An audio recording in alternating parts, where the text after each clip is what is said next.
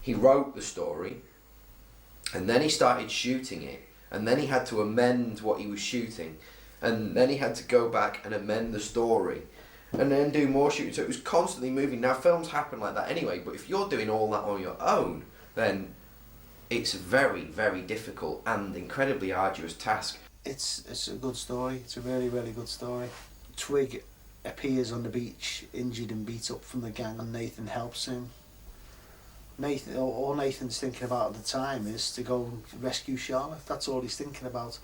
You know, the audience didn't need any kind of exposition to be told exactly what was going on. You know, there was no prologue having to explain the situation and why things are the way they are. The visual aspects and the photographs, they could have just been stills and it would have still worked just as effectively. Really told the story and gave it a deeper level that helped hook the audience and keep them interested. And if the audience don't care, that they're not going to be interested and they're not going to watch it and they're not going to get anything out of it at the end of it. So as far as the visuals are concerned, I think that was definitely one of the major strengths. You know, I think some of the characters could have had a little bit more dialogue. The original script was vastly ambitious. I might have had more of a part in the actual script because some of the characters have moved and changed, and you know, Tim had to fit in with people who dropped out of the movie. Yeah, it would have been a lot better with a lot more people. I mean, it was written with a lot more people, and just unfortunately they couldn't make it or they couldn't bother, you know, so fuck them. I'm not saying any names, but... The disjointed process of the filming was quite difficult at times. Kept pretty much clueless throughout the whole film. We didn't know. A lot of the actors were kept in the dark about a lot of the plot. And in many cases, nobody knew what was going on. I think we shared information bits and bobs with each other, and sometimes we'd work things out. I would be asked to say a line, and to act a line, and I wouldn't know where it was going or what had come before. That was half necessity and half me not being sure what was going on. A lot to do with the disorganisation of the director, I would say, yes. It's just the nature of how it got made. Made for an interesting premiere. I think for the space of the deadline that we had and the space of time, it worked in the end. You don't suss out, you don't understand the timeline of the film until the end of the film, which is clever. It's clever writing. Driftwood. It's quite an important prop in the film because it makes a second appearance. The driftwood's really good because it comes back into it. Another quirky thing about the film are some of the props that we used in it. I got this from Aberdaron in North Wales, on the beach there. So it's from one distant shore to another. The horn. I'm not much of a horn player either.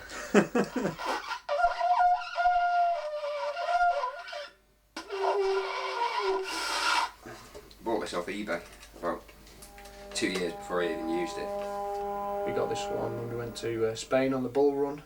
It's got a good sound though when it's blown properly. Sounds fabulous on the film, in fact, almost like a different horn. It's great. It's actually an iconic piece of the film for us as on set. It was always on hand to have a go. Just a little element to the gang, one of many. Pass it around, many a joke. What can you do with that? There are many little additions for the gang that never got used or never left the page when it came to filming it. But the horn was important because it was how they announced their, the start of the day or to gather everybody together. Or to Yeah, sound the horn. Bickerwood flick knife wouldn't work. I must have spent more times fucking about with this knife. Every time the camera rolled, that was it. It decided not to work. See if it works. Kind of. Better than normally. That was a laugh on set.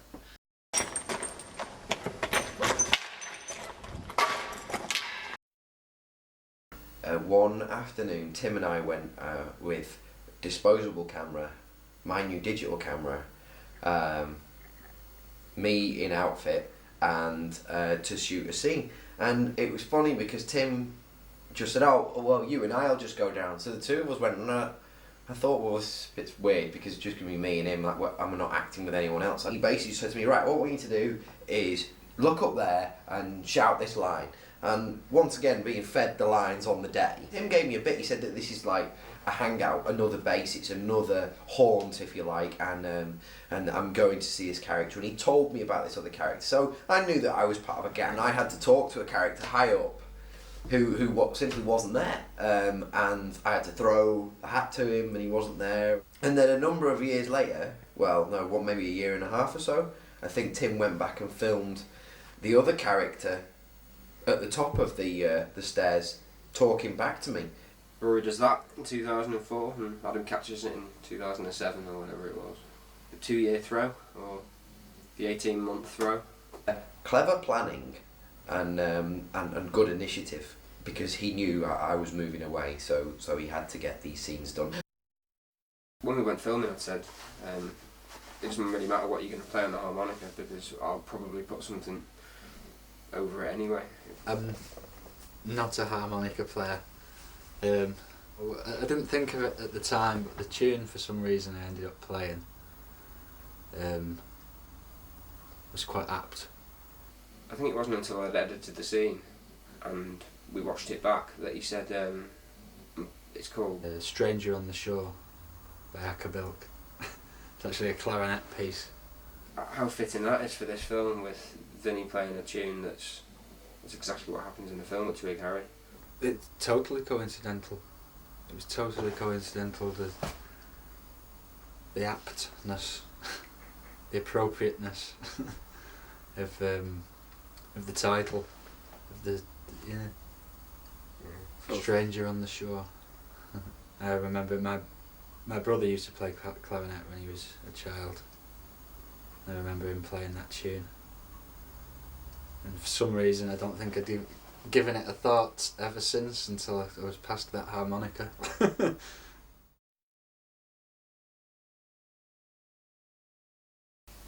I'd seen this boat years ago and I'd storyboarded it as being in the film, and it wasn't until the day before the premiere, when I went to film some last top up stuff, that I saw it, which meant that the last day I was actually filming was the day before the premiere. Yeah, there's a few good one-liners. There was a few good one-liners in the film. There's a few bits. Lines originally wrote by Tim, which were with my character Twig Harry, when he says, I'll eat my own shit if it means sleeping on a full stomach. I think that's correct, isn't it? Yeah. I should know I said it. That line's a classic line. Quite cheesy as well at times. Very cheesy at times, but I don't know, I think we got away with it. Also, there's a bit of real life that reflected in it. Not that I would eat my own shit if it meant sleeping on a full stomach, but I've had strange other things because I was hungry. Super noodle sandwiches. I've had a few burgers out of a bin when I was drunk, but that's a different story. I had a very memorable line. I'd never heard the phrase before. Tim produced his script on this first day and gave me this line to say, and it's not even in the film now, but I probably got it laughed out of the film, but I couldn't say it. Rory had never heard of the phrase. A penny for your thoughts. But I couldn't say it. I was like, we ended up with loads of outtakes. Everyone was laughing, no one could take it seriously. Didn't work, didn't go in.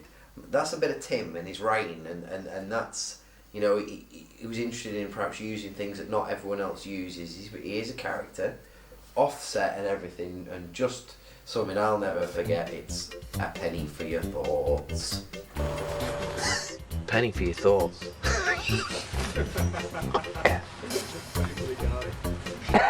Shut up, Adam. It's not helping. Penny for your thoughts.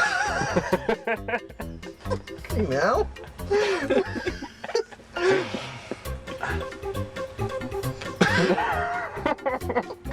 Fucking throw. Trying to film over here,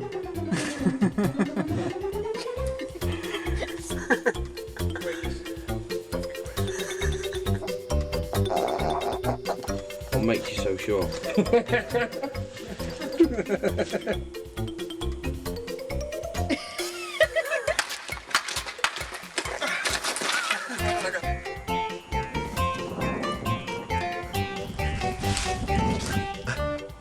was the line again? I can't remember. On me, Nathan. Not after that KFC bucket, you fat swat.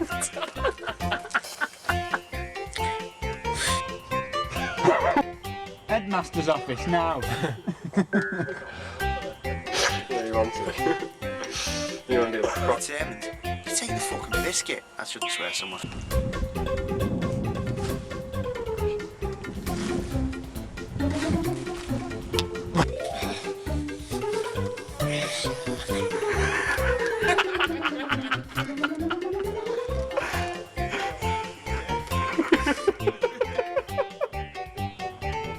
Can't remember what that was. You're alright. You want to look down to where the stick is straight. Like my eyes. Sorry. Stop chasing. Oh, that's not you, sir. I'll give you a penny for your thoughts. The in joke between Tim Johnson and the boys, do you want your Mars bar now or later, which is quite funny, but obviously I'm not in the clique and the posse as it was. You're on your Mars bar now or later? It's the equivalent of somebody saying I've just achieved something quite good, and the other person just saying, and? Do you want your Mars bar now or later?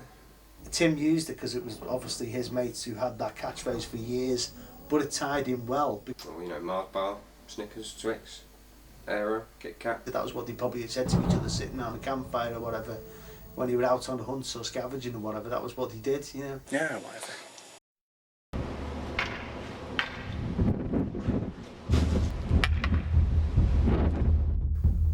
A lot of time went into the fight scenes. I mean, we'd rehearsed what we were going to do originally before we were obviously spinning poles and sticks around. So we need to clock each other in the face. A couple of times there was a few scrapes.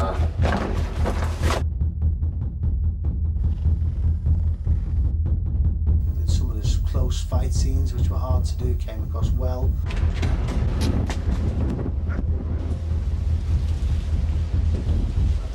You know, 4.5, 4 and 3/4 years to get that fight scene finished.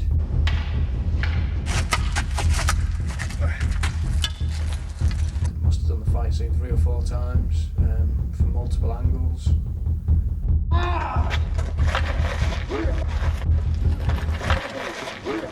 It was one of my most favourite bits of the film.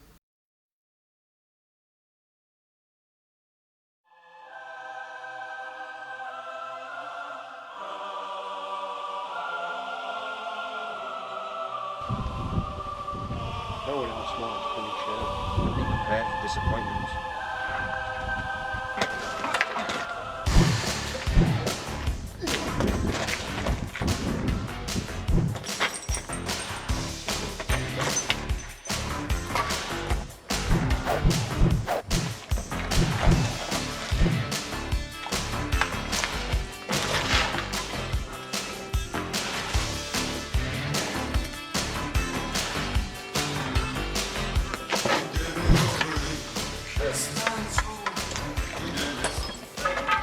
One of the favourite ones is where Tim gets thrown through slides along. Had to do that enough times. How many times did I do that again?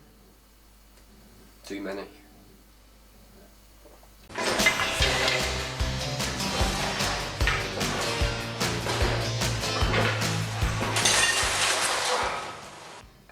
Endless storyboards and planning of choreography, because I knew I couldn't be filming it because I was in it.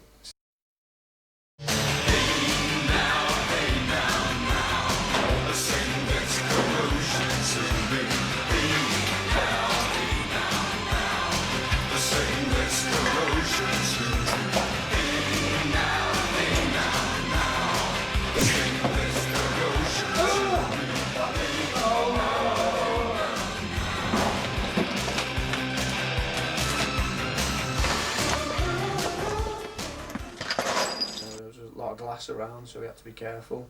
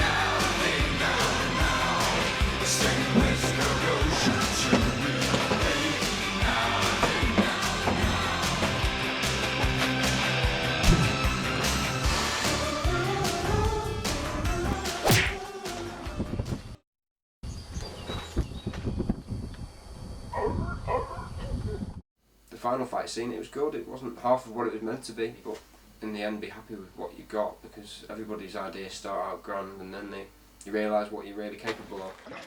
So the earlier versions have things about them that make them good in their own right.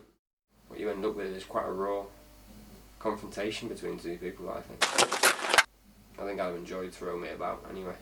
I got to kick Tim up the bum, which was enjoyable. Nathan's on the raw end of the stick every time. Because, you know, he needs a bit of a kick up the bum sometimes. Mm-hmm.